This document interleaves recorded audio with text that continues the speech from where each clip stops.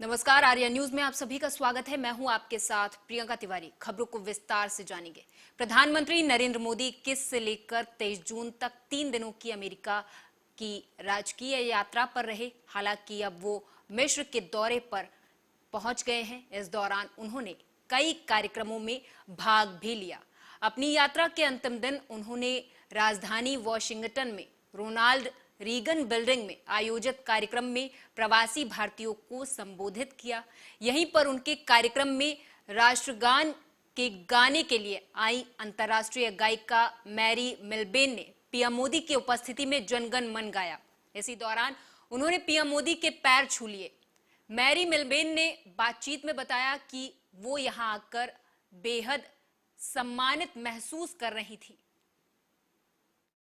Well, I'm just so honored to be here. The Prime Minister is such a wonderful and kind man, and it was just a sincere honor to be a part of his state arrival visit this week, to have been with him in New York, and certainly to honor him tonight singing the Indian National Anthem. I loved hearing the crowd sing the anthem. You could hear the passion in all of their voices, and so a true honor to be here tonight. Thank you to the ANI team and family for all your kindness to me in my career, and a joy to be here tonight. Yes, God bless. Well, I'm just so...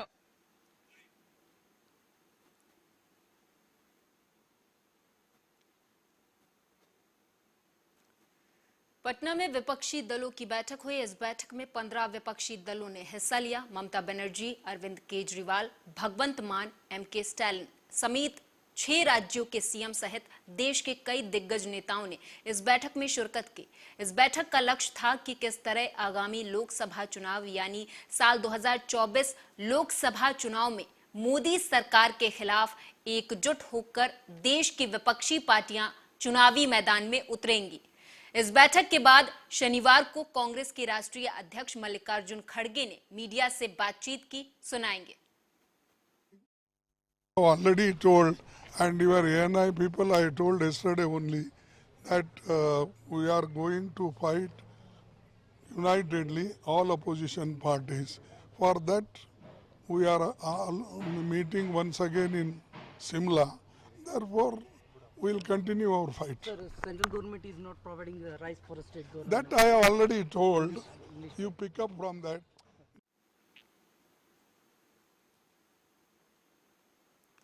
Bihar में शुक्रवार को आयोजित विपक्षी एकता की बैठक के बाद ऐसी चर्चा थी कि दिल्ली के मुख्यमंत्री अरविंद केजरीवाल नाराज चल रहे हैं, मगर इन कयासों पर बिहार के डिप्टी सीएम ने पूर्ण विराम लगा दिया। तेजस्वी यादव ने शनिवार को पटना से दिल्ली के लिए रवाना होने के क्रम में एयरपोर्ट पर पत्रकारों से बातचीत करते हुए विपक्षी नेताओं की बैठक में केजरीवाल की नाराजगी और कांग्रेस से दूरी पर पूछे सवाल का जवाब दिया। उन्होंने कहा कि विपक्ष की बैठक में कश्मीर से कन्याकुमारी तक के नेता मौजूद रहे। हमने फासीवादी ताकतों के खिलाफ एकजुट रहने का फैसला किया है। और बिहार की धरती पर बड़े बड़े लोगों ने बड़े बड़े आंदोलन किए हैं, जिससे परिवर्तन हुआ। चाहे चंपारण में जो आंदोलन महात्मा गांधी जी ने किया, या इमरजेंसी के खिलाफ जेपी जी का जो मूवमेंट था वो हुआ, और एक देश को एक दिशा दिखाने का काम, तो उसी तरीके का ये धरती रहा है। और यहाँ पटना में इतनी बड़ी बैठक हुई, कश्मीर से लेके कन्याकुमारी तक सभी बड़े नेता सब लोग उपस्थित रहे और एक मत हो करके फासिस्ट फोर्सेस के खिलाफ जो है गोलबंद होने का ऐलान किया, और एक देश को दिशा दिखाने के लिए सब लोग एकजुट हुए। और ये कोई हम अपने हित के लिए या उनके हित के लिए नहीं, बल्कि जनता की मांग पर हम लोग एक हुए। और सब लोग चाहते हैं कि जनता जो है मोदी जी पे बात नहीं करना चाहती। बिहार के पटना में विपक्षी दलों की महाबैठक के बाद महबूबा मुफ्ती ने एकता पर जोर देते हुए कहा कि मैं नीतीश कुमार की बहुत शुक्रगुजार हूं।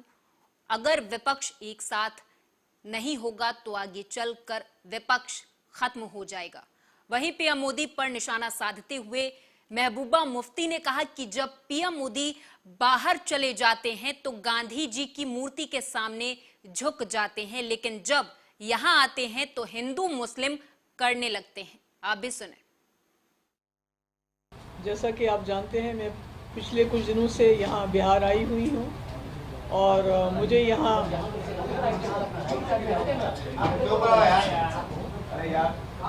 अगर आपको बात सुननी है तो सुन लीजिए, अगर आपको आपस में झगड़ा करना है तो फिर मुझे वही बताइए।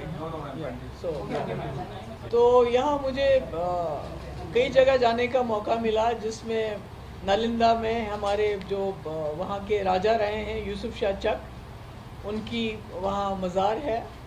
और उसके बाद बोध गया गई, मैं बहुत अच्छा लगा। और आज मैं गई थी यहाँ गुरुद्वारे गोविंद सिंह जी के यहाँ, तो अच्छा लगा। मेरा एक्सपीरियंस बिहार का बहुत अच्छा रहा और ख़ासकर नीतीश जी के हम बहुत शुक्रगुजार हैं कि उन्होंने न सिर्फ मुझे मौका दिया यहाँ जाने का, बल्कि हम सब लोगों को जो इस वक्त अपोजिशन की पार्टीज़ हैं उनको इकट्ठा करने में उन्होंने बहुत बड़ा रोल अदा किया है। और सब लोगों का यही था कि जो इस वक्त अटैक हो रहा है आइडिया ऑफ इंडिया के ऊपर, कॉन्स्टिट्यूशन के ऊपर, डेमोक्रेसी के ऊपर, सेकुलरिज्म के ऊपर, इसको किसी न किसी तरीके से बचाना है। वैसे भी हमने देखा कि जब हमारे लीडर, जब हमारे प्राइम मिनिस्टर साहब बाहर चले जाते हैं, अमेरिका चले जाते हैं, तो वहाँ वो गांधी जी की मूर्ति को उसके सामने झुकते भी हैं, मालाएं भी पहनाते हैं, मुल्क की डेमोक्रेसी की बात करते हैं, सर उठा के कॉन्स्टिट्यूशन की बात करते हैं और शेयर्ड वैल्यूज़ की बात करते हैं, जिनकी वजह से उनकी वहाँ बहुत इज़्ज़त अफजाई होती है। तो जब यही लोग जब वापस आते हैं इंडिया के अंदर, मुल्क के अंदर, तो गांधी जी के जो किलर हैं गोडसे, उनकी पूजा करते हैं, कॉन्स्टिट्यूशन को तितर बितर कर देते हैं, जमहूरियत का नामो निशान मिटाते हैं और जहां सरकारें इलेक्ट की होती है लोगों ने, उन सरकारों को गिरा के डेमोक्रेसी को ख़त्म करने की कोशिश करते हैं, हिंदू मुस्लिम करते हैं। तो ये शायद भूल जाते हैं कि जो बाहर जाके फॉरेन कंट्रीज़ में, अमेरिका में, बाकी जगह, ऑस्ट्रेलिया में इनको जो इज़्ज़त मिलती है वो किसी इंडिविजुअल को नहीं मिलती है, वो इस मुल्क के संविधान, इस मुल्क की डेमोक्रेसी, इस मुल्क के जो गांधी, जवाहरलाल नेहरू और अंबेडकर जी ने सॉफ्ट पावर बनाया हिंदुस्तान को।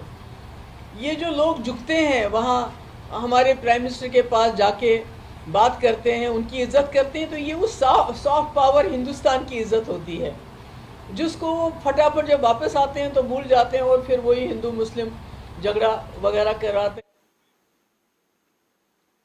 पटना में 2024 लोकसभा चुनाव को लेकर हुए विपक्षी दलों की महाबैठक पर यूपी के डिप्टी सीएम ब्रजेश पाठक ने निशाना साधा। ब्रजेश पाठक ने कहा कि बीजेपी देश के लिए लड़ाई लड़ रही है, जबकि विपक्षी दल कुर्सी के लिए एकजुट हो रहे हैं। इसके साथ ही उन्होंने दावा भी किया कि यूपी में बीजेपी सभी 80 सीटों पर जीत दर्ज करेगी, यहां से विपक्ष का सफाया हो जाएगा। उत्तर प्रदेश में भारतीय जनता पार्टी की 80 सीटें जीतेगी। विपक्ष पूरी तरह से यहाँ साफ है और विपक्षी एकता की कवायद कभी भी धरातल पर नहीं उतरेगी। ये कुर्सी के लिए इकट्ठा हुए हैं, जबकि भाजपा देश के लिए लड़ रही है। आपको सब पता है, रोज समाज में रहते हो। उत्तर प्रदेश में भारतीय जनता पार्टी की 80 सीटें जीतेगी। विपक्ष पूरी तरह से यहाँ साफ है और विपक्षी एकता की कवायद कभी भी। लोकसभा चुनाव में बीजेपी के खिलाफ विपक्ष एकजुट होने की कोशिशों में लगा है। विपक्षी पार्टियों ने आगे की रणनीति को लेकर बिहार के पटना में शुक्रवार यानी कि 23 जून को बैठक की। इसी बीच ऑल इंडिया मजलिसे इत्तेहादुल मुस्लिमीन यानी AIMIM के चीफ असदुद्दीन ओवैसी ने इस पर कई सवाल उठाते हुए कहा कि मीटिंग में शामिल हुए नेताओं का ट्रैक रिकॉर्ड देखा जाना चाहिए। सांसद असदुद्दीन ओवैसी ने कहा कि मैं नहीं चाहता कि नरेंद्र मोदी फिर से प्रधानमंत्री बने, लेकिन बैठक में गए नेताओं का पिछला रिकॉर्ड क्या है? क्या ये सही नहीं है कि कांग्रेस और बीजेपी सत्ता में रही हैं? जिस प्रधानमंत्री अमेरिका गए, हम भी चाहते हैं कि भारत और अमेरिका के ताल्लुकात में और अच्छा और मजबूत हो, अच्छे हो और भारत अमेरिका के ताल्लुकात में बेहतरी के लिए H1 जो हमारे वीज़ा है स्टूडेंट का वो ज़्यादा रुका हुआ है, वो जल्दी हल हो। और वहाँ पर जो प्रधानमंत्री हैं, तो अमेरिका के एक एक्स प्रेसिडेंट ने एक टीवी को इंटरव्यू देते हुए कहा, ओबामा ने, कि भारत में अल्पसंख्यक समाज मुसलमानों का जिस तरीके से उनको टारगेट किया जा रहा है वो भारत के हित में नहीं है, इससे भारत को नुकसान होगा। तो ये वो बराक ओबामा है जिसको हमारे देश के वजीर आजम प्रधानमंत्री ने वो फेमस सूट पहना था जिस पर उनका नाम लिखा हुआ था, अपने हाथों से चाय पिलाई, और वो खुद आज ये बात कह रहे हैं। और दूसरी बात यह कि भारत के प्रधानमंत्री ने 9 साल में उनके प्रधानमंत्री के टेन्योर में पहली मर्तबा, जैसा आज हम खड़े होकर आपके सवालात का जवाब दे रहे, वैसा उन्होंने सवाल लिया। वरना उन्होंने अक्सर क्या करते, अपने पसंद के एंकर्स को बुला के इंटरव्यू दे देते। तो कोई उनसे पूछता आपको आम खाए पसंद है क्या, कोई पूछता उनसे आपके ने बटवा है क्या। तो उस सवाल जवाब में प्रधानमंत्री ने कहा कि भारत में डिस्क्रिमिनेशन नहीं किया जाता अल्पसंख्यक समाज मुसलमान से। तो हम भारत के प्रधानमंत्री अभी तो फॉरेन टूर पर हैं, उमूमन नहीं उस पर तबसरा करना चाहिए, मगर मैं कर रहा हूं, क्योंकि मणिपुर में 300 चर्चेस को जला दिया गया, वो डिस्क्रिमिनेशन नहीं है। मणिपुर में पुलिस एकेडमी से 50,000 से ज्यादा एम्युनिशन गोलियां चोरी हो गई, 4,000 ज्यादा हथियार लूट के लेकर चले गए, वो डिस्क्रिमिनेशन है। क्या डिस्क्रिमिनेशन नहीं है कि CAA का कानून मोदी सरकार ने बनाया सिर्फ रिलीजन की बुनियाद पर, डिस्क्रिमिनेशन की निशानी है। तीसरा डिस्क्रिमिनेशन की निशानी यह है कि आपने मौलाना आजाद फेलोशिप को बंद कर दिया। हमारे अल्पसंख्यक समाज के बच्चे अपना फेलोशिप कर पाएंगे न PhD कर पाएंगे।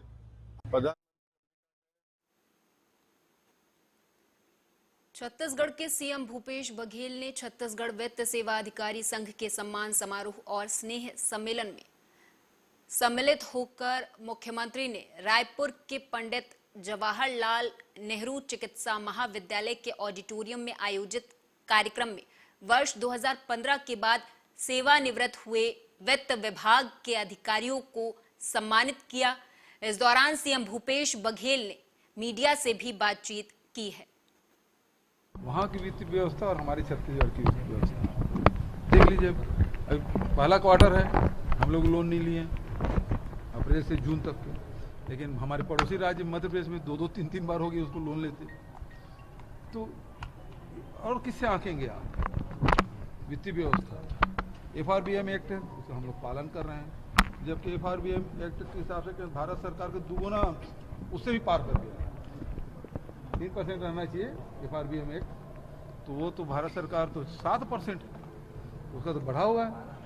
वो किस मुझ बात करते हैं हमारी वित्तीय व्यवस्था के बारे में, बल्कि ये है कि हमारे हिस्से का पैसा भारत सरकार नहीं दे रही है।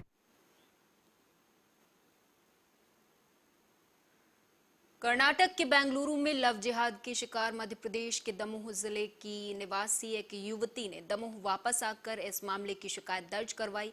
इस मामले में पुलिस अधीक्षक ने बताया कि पीड़ित के द्वारा इस मामले में शिकायत महिला थाने में दर्ज करवाई गई है, जिसमें उसके द्वारा वीडियो और फोटो बना लेने की भी बात कही गई है। मामला दर्ज कर शीघ्र ही कार्रवाई की बात कही गई। तो वहीं इस मामले पर MP के गृह मंत्री नरोत्तम मिश्रा ने बयान जारी किया है, सुनाएंगे। तो 15 महीने में सब लोग आजमा चुके हैं बहुत अच्छे से, और जिस तरह से उन्होंने किसान के साथ, नौजवान के साथ, गरीब के साथ धोखा किया है, बच्चियों के साथ कन्यादान योजना में महिलाओं के साथ किया है, अब ये कुछ भी कर ले, ऊपर ही ऊपर आडंबर है, ये टीवी ट्विटर पे ही दिखाएंगे, धरातल पे कांग्रेस समाप्ति की ओर।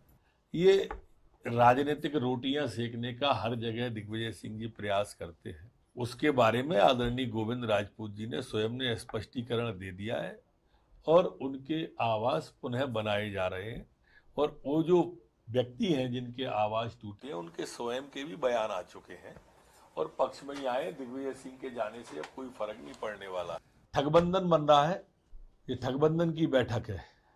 अब आप देखिए दूसरे पहलू से, कम्युनिस्टों को आदरणीय ममता जी पसंद नहीं है, आदरणीय ममता जी को कांग्रेस पसंद नहीं है, कांग्रेस को केजरीवाल पसंद नहीं है, केजरीवाल को समाजवादी पार्टी पसंद नहीं है, समाजवादी पार्टी को उद्धव जी पसंद नहीं है, उद्धव जी को महबूबा मुफ्ती पसंद नहीं है, एक दूसरे को ये पसंद नहीं कर रहे और चाहते हैं कि जनता इनको पसंद कर ले। जनता अपनी पसंद बता चुकी है कि उनको भाजपा पसंद है, मोदी पसंद है, बाकी ये कुछ भी कर लें, फुके बल्बों की झालर है। कल बच्ची ने दमोह महिला थाने में रिपोर्ट दर्ज कराई है। कर्नाटक के अमर फारूक नाम के व्यक्ति के खिलाफ में महिला थाने में केस रजिस्टर्ड किया है। इस मामले को हमने काफी गंभीरता से लिया है और आज ही कर्नाटक हम पुलिस की पार्टी को भेजेंगे और मैं उनसे जरूर कहूंगा, आदरणीय प्रियंका वाड्रा जी से, जो लड़की हूं लड़ सकती हूं कहते हैं, कि ये उमर फारूक को गिरफ्तार करने में मध्य प्रदेश की पुलिस की मदद करें, जिससे पीड़िता जो मध्य प्रदेश की है उसको न्याय मिल सके।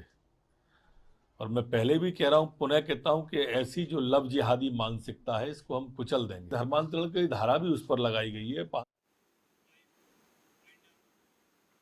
और इसी के साथ इस बुलेटिन में मेरे साथ बस इतना ही। आप